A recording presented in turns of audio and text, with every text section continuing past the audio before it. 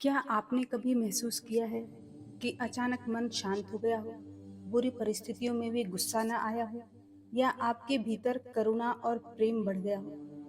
यह सिर्फ संयोग नहीं, बल्कि यह आपके इष्ट देव की कृपा के संकेत हो सकते हैं।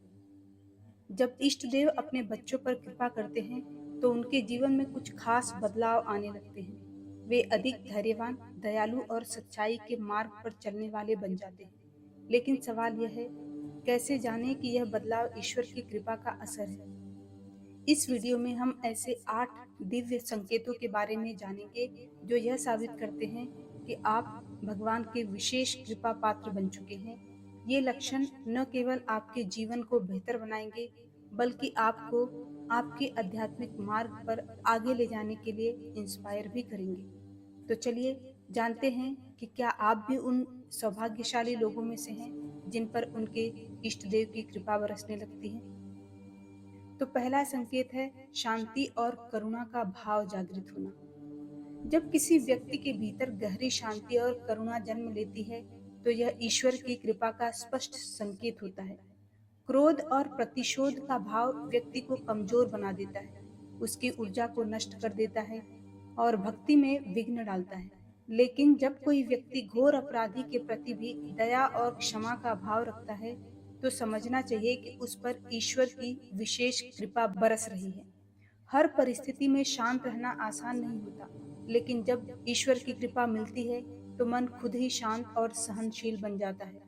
कोई भी विपरीत स्थिति हो, अपमान हो या अन्याय, अगर व्यक्ति प्रतिक्रिया देने के बजाय क्षमा और दया का मार्ग अपनाता है, तो यह संकेत है कि उसका हृदय प्रभु के प्रेम से भर चुका है।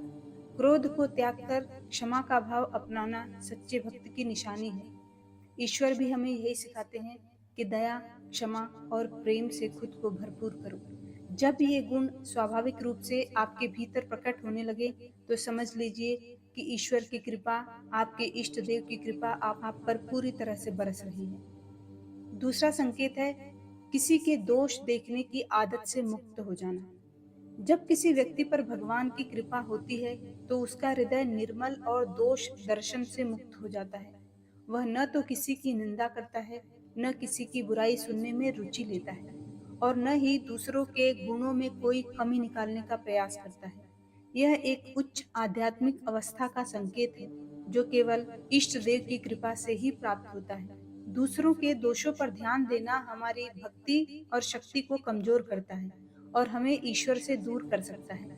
जब हम लगातार लोगों की गलतियों को देखने लगते हैं, तो हमारे मन में नकारात्मकता बढ़ती है और आध्यात्मिक उन्नति बाधित होती है।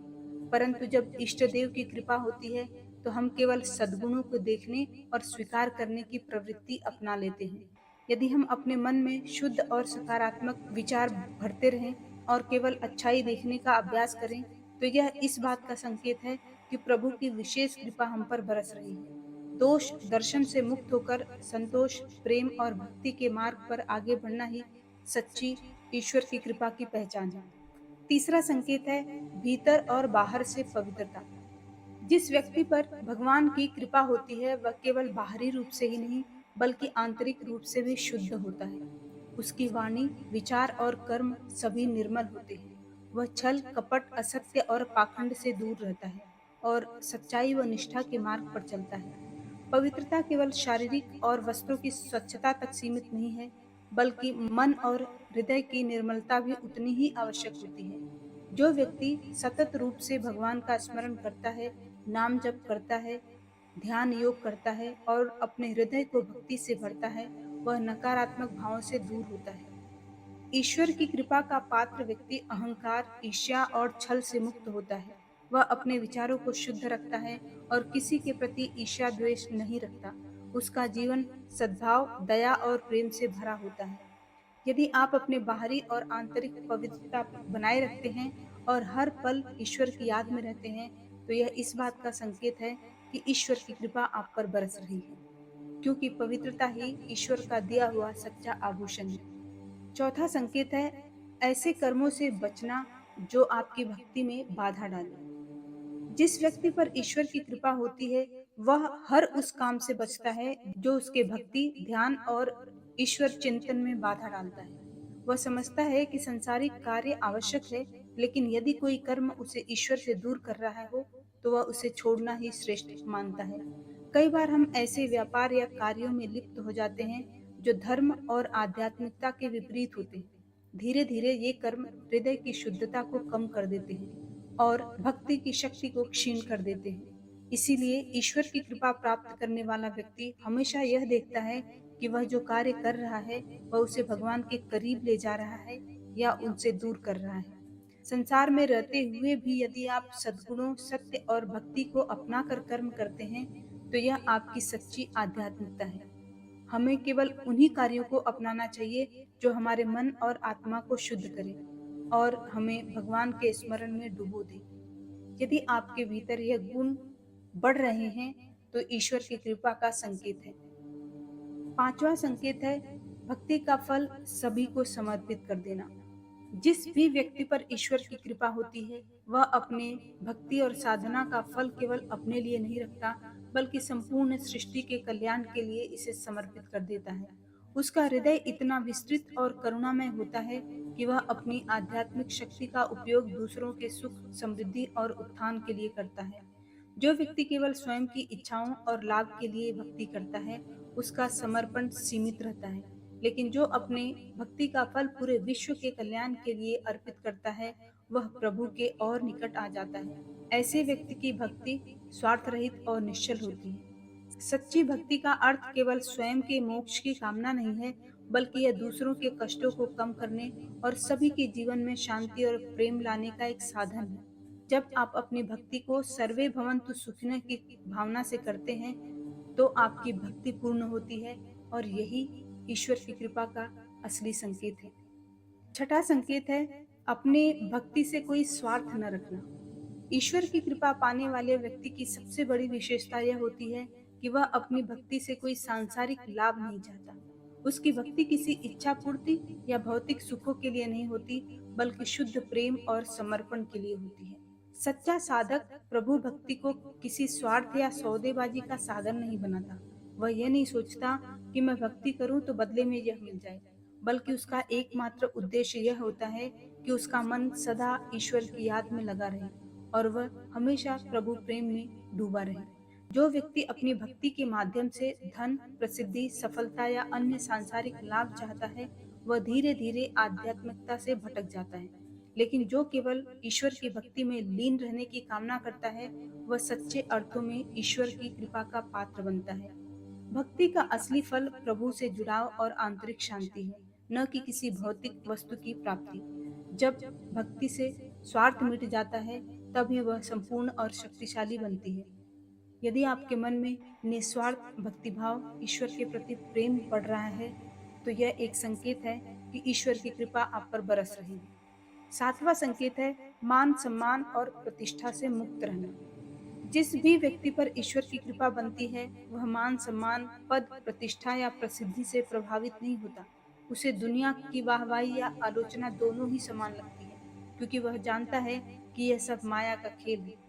संसार में अधिकतर लोग मान, सम्मान और प्रतिष्ठा पाने के लिए जीवन भर संघर्ष करते हैं, लेकिन सच्चा भक्त केवल भगवान की कृपा और सेवा को ही महत्वपूर्ण मानता है। अगर कोई उसकी प्रशंसा करता है, तो उसका हृदय इससे गर्वित नहीं होता, और अगर कोई उसकी आलोचना करता है, तो वह दुखी नहीं होता। जिस व्यक्ति का मन ईश्वर की भक्ति में लीन रहता है, वह कभी अपनी छवि, प्रतिष्ठा या सामाजिक स्थिति की परवाह नहीं करता। वह अहंकार और झूठे अभिमान से मुक्त होकर केवल ईश्वर की सेवा में रम जाता है। सच्चा भक्त जानता है कि संसार का सम्मान क्षणिक है, लेकिन ईश्वर की कृपा अनंत है।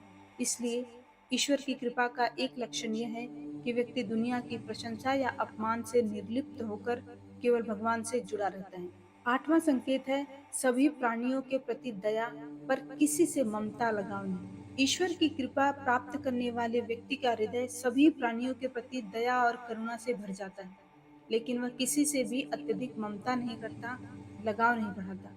यह अंतर बहुत महत्वपूर्ण है। दया आत्मा को उन्नति की ओर ले जाती है, जबकि ममता हमें संसार में बांधती है। भगवान श्री कृष्ण ने भगवत गीता में कहा है, सर्वभूत हिते रताः, अर्थात सभी प्राणियों के कल्याण में रत रहना चाहिए, लेकिन उनमें आसक्ति नहीं रखनी चाहिए। सच्चा भक्त हर जीव के प्रति मित्रता और प्रेमपूर्ण व्यवहार करता है, लेकिन वह उन्हें स्वयं से बांधने का प्रयास नहीं करता। ममता से व्यक्ति किसी को अपना मानकर उस पर अधिकार जमाने लगता है, जबकि करुणा हमें निस्वार्थ सेवा और त्याग की भावना सिखाती है। माता पिता, संतान, मित्र या किसी भी संबंध में यदि ममता आ जाए, तो वह हमें मोह में फंसा सकती है। लेकिन करुणा हमें संसार से ऊपर उठाकर सभी के प्रति समान प्रेम करना सिखाती है। ईश्वर की कृपा का यह संकेत कि व्यक्ति दयालु तो होता है, लेकिन मोह और ममता से मुक्त होकर केवल ईश्वर की भक्ति में लीन रहता है। यह बताता है कि आपके जीवन में ईश्वर की मेहरबानी बनी हुई है।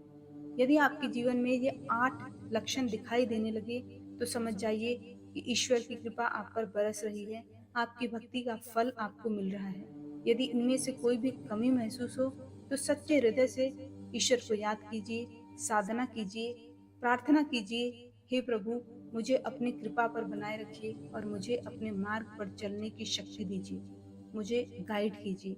हर रोज सुबह शाम या जब भी मन में ईश्वर की याद आए, उनसे इस तरह का वार्तालाप करें। धीरे धीरे आप उनको अपनी तरफ खींचने लगेंगे और आप पर भी ईश्वर की कृपा बरसने लगेगी। तो उम्मीद है कि आपकी भक्ति का फल आपको इसी जीवन में मिलना शुरू हो गया हो। यही मेरी शुभकामना है। तो आज के लिए बस इतना ही। हम मिलते हैं नेक्स्ट वीडियो में एक नए टॉपिक के साथ। तब तक के लिए अपना ख्याल रखें और आपका दिन शुभ हो।